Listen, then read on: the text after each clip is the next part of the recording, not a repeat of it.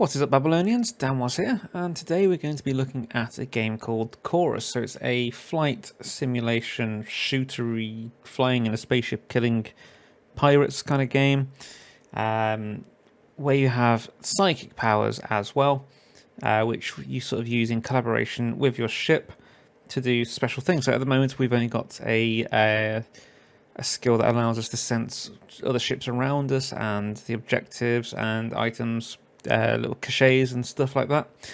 So we have been using that, and we'll show that in the gameplay as well. Let's have a look at the main menu first. So obviously we have the continue button for when we have already started the game, so we can continue that. We have the load game button where we can load our previous saves. So this is quite an early save, and then this is the latest save here. We have new game, in which we can set up the game to what we want. So difficulty easy, medium, hard, or extreme. On top of that, you have the option for permanent death. So if you get blown up in your ship, that's game over. No going back from that one. So you can have that on or off. Depends how you want to play it, whether you want it hardcore or not. And you have the speaker type, which is either home theatre or TV. Displays subtitles and your language as well. And then if we have a look at the actual settings as well, you've got your gameplay settings. So this is, I will say, mostly geared towards playing on controller. You can play it on mouse and keyboard as well, but it's a lot easier on the controller. You have your usual controller settings, your dead zones, aim sensitivity, aim assist, and then you've got your mouse and keyboards with your aim acceleration. You've got your vibration intensity as well for your controller. And your controls are fully customizable if you want to as well. You can change these to anything that you want them to be. But I would recommend just sticking with the ship type, regular or capital. You've got to change each one of these individually, depending which ship you are going to be flying in the game, but change it to either custom, scheme 2, scheme 1. Same with the capital ship, you've got scheme 1 or scheme 2 or custom as well.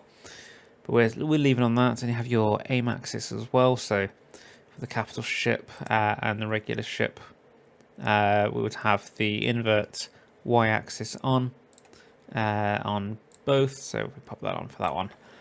You've got your display settings, which is your screen that you want to use. Your display mode, windowed full screen, windowed, or you do have the option of full screen as well. Resolution, you can change that. At the minute we have it on our 2K. And then you have the max FPS, which we have set to what our screen is. It's 144 frames per second. Visuals, you have the option of epic, high, medium, or low. Now, probably one of the most important ones for the actual the way the game looks is the view distance quality. So you can have this so it reaches quite far along with epic, or not very far with low. Which is quite interesting that low doesn't actually have it as low, it has it as medium. But that's, I guess, where the custom comes in, so that you can change that yourself as well.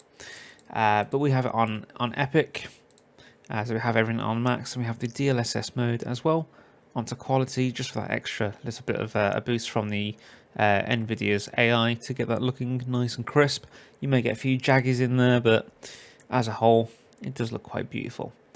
So audio, master volume, music volume, which we always throw down to quite low because it's always blasting away. Sound effects volume, voice volume, speaker type that you saw in the new game. You have your dynamic range, you have normal or night mode. Accessibility, you've got your different languages, your display subtitles, subtitle size, display target markers on or off, and interface post-processing as well. Now let's have a look at some of the gameplay, and we'll talk about what we see in there. Now the game throws you into a nice cinematic. It gets you sort of going nice and easy, tells you the backstory of the game. We won't go too much into this because we don't want to actually spoil that for you if you're going to play it yourself. But it's an interesting story. I'm looking forward to seeing how the story develops as a whole.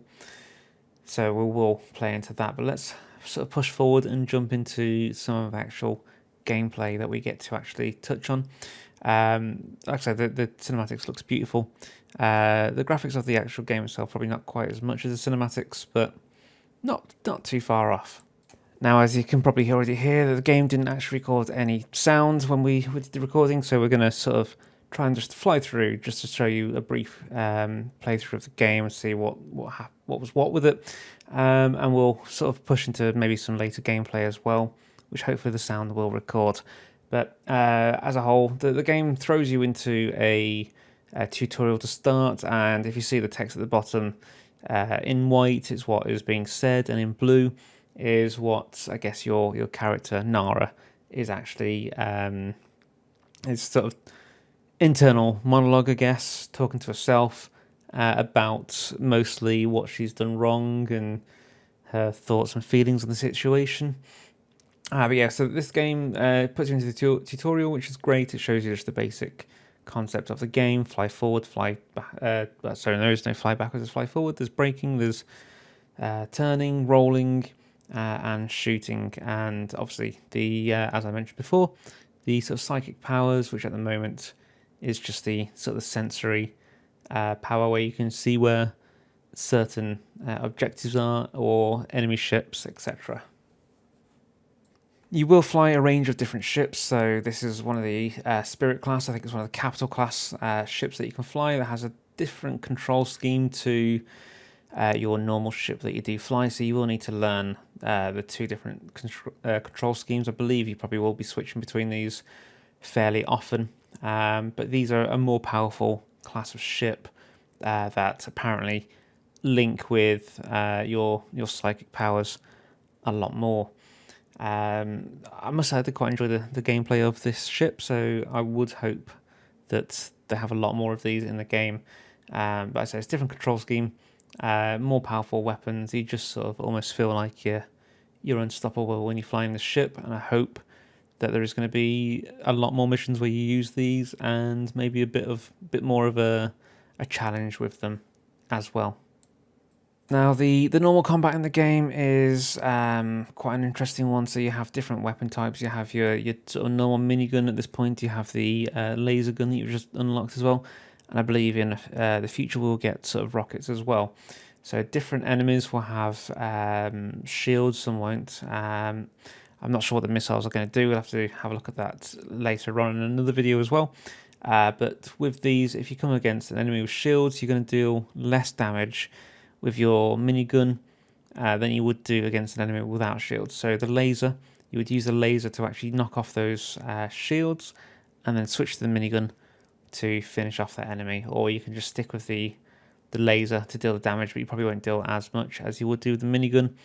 But it's at this point it's negligible. You can kill these fairly quickly, but it's probably good practice to get used to using the laser and then switching out to the Gatling gun. And also, once in the future you get more weapons as well, switching between those as well.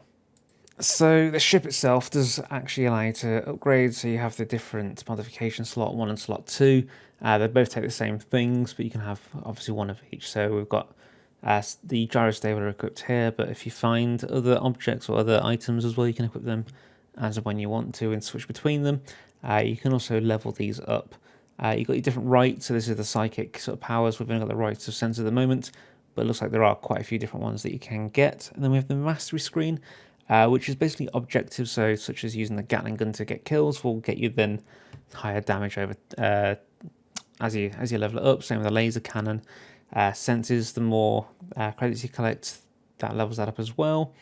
And then you have like destroyer. And there's, I assume there's going to be more as you go along as well. So you will unlock different bonuses depending on which one you sort of focus on, or as you play through, I assume it would eventually get to the higher levels as well. Then you have the missions as well. So it's a very open world game, so you can choose which missions you do and don't do, and you can choose as and when you do them. Well, thanks for watching. As always, keep yourself safe, keep yourself well, and we'll see you in the next video.